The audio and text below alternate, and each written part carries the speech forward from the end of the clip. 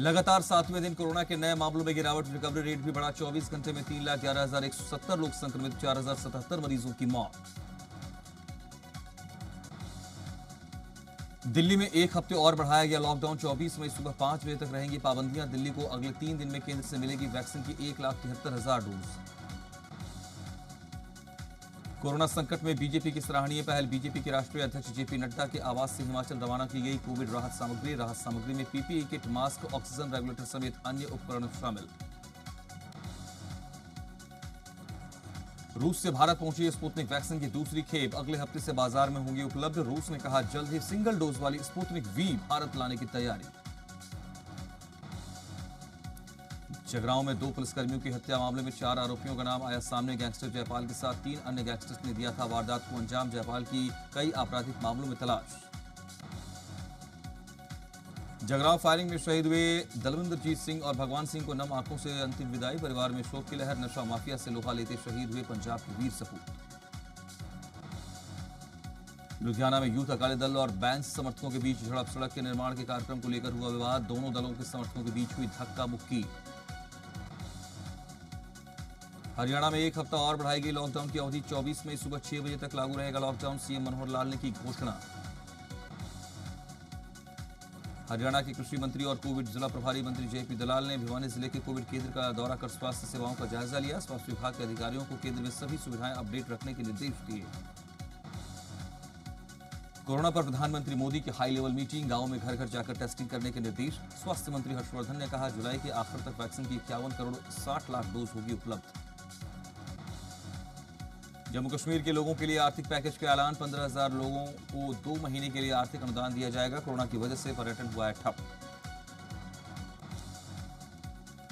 जयपुर के Nahargarh biological park में एक शेर कोरोना पॉजिटिव। एहतियातन 17 जानवरों के सैंपल जांच के लिए भेजे गए। कोरोना की तीसरी लहर को लेकर संघ प्रमुख मोहन भागवत का बड़ा बयान। कहा डरे नहीं, सब मिलकर लड़ेंगे तो जीतेंगे।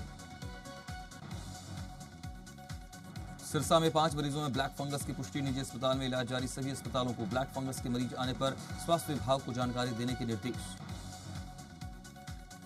फिरोजपुर में भी कोरोना नाम की बीमारी का कहर बरपा है। फिरोजपुर के विधायक परमविंदर सिंह पिंकी ने भी खुद ही मोर्चा संभाला। विधायक ने सिविल अस्पताल के आइसोलेशन वार्ड में पहुंचकर वार्ड को सैनिटाइज कराया। हिमाचल में 26 मई सुबह 7 बजे तक बढ़ाया गया है कोरोना कर्फ्यू। मंगलवार और शुक्रवार को 3 घंटे तक खुलेंगी हार्डवेयर की दुकानें। कैबिनेट की बैठक में फैसला। धर्मशाला में सोमवार और वीरवार को होगा 18 से 44 वर्ष आयु वर्ग के लोगों का कोविड टीकाकरण। मुख्य चिकित्सा अधिकारी डॉक्टर गुरदर्शन गुप्ता ने बताया इस एज ग्रुप का टीकाकरण 17 मई से शुरू होकर 31 मई तक चलेगा। सिरसा में ऑक्सीजन प्लांट लगाने के लिए एक एनआरआई ने भी की सार्थक पहल। एनआरआई की कंपनी सिरसा में 500 एमटी ऑक्सीजन प्रतिदिन पैदा करने वाला प्लांट लगाएगी। सोनीपत पुलिस ने कोरोना संक्रमण महामारी के चलते रेमडेसिविर इंजेक्शन को ब्लैक में बेचने की घटना में 2 आरोपियों को गिरफ्तार किया।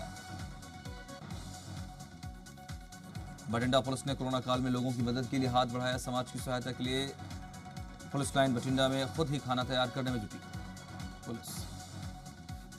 सिरसा मार्केट कमेटी के तहत आने वाली अनाज मंडियों में शनिवार को गेहूं की खरीद हुई। इसकी बाकायदा वीडियोग्राफी भी कराएगी।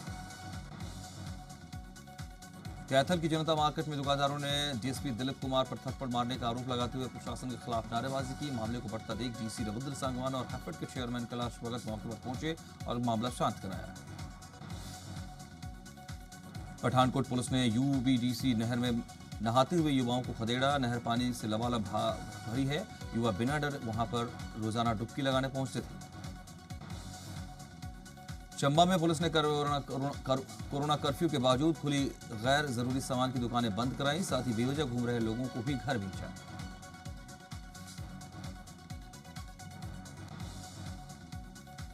सिरमौर में कोरोना मरीजों का आयुर्वेद पद्धति से भी इलाज किया जा रहा है। नाहन शहर में इन दिनों कोरोना मरीजों का घर घर जाकर आयुर्वेद की दवा उन्हें दी जा रही है। सोलन में अब कोरोना संक्रमित गरीब लोगों के परिजनों को अंतिम संस्कार की चिंता नहीं सताएगी। बीजेपी नेता डॉक्टर राजेश कश्यप की अगुवाई में 4 युवाओं ने कोरोना संक्रमित शवों के दाह संस्कार के लिए का फैसला लिया है। अगर किसी परिवार में संक्रमित कोई मरीज मृत होता है तो वो मदद करेंगे।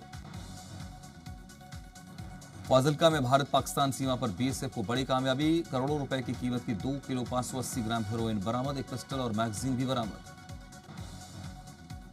अमेरिकी राष्ट्रपति जो बाइडेन ने इजरायल और फलस्तीन के नेताओं से बातचीत की, शांति स्थापित करने में मदद का दिया भरोसा। इजरायल ने गाजा में ध्वस्त की 12 मंजिला इमारत, कई मीडिया संस्थानों के थे दफ्तर। तेजी से गुजरात की ओर बढ़ रहा है चक्रवाती तूफान ताउते, तैयारियों को लेकर प्रधानमंत्री मोदी ने की बड़ी बैठक।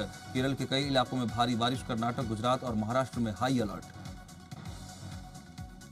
बठिंडा में हुई बेमौसम बारिश के कारण किसानों की नरमे की फसल पूरी तरह खराब हुई। किसानों ने खेतों में नरमे की बिजाई की थी, लेकिन बारिश में खराब हो गई।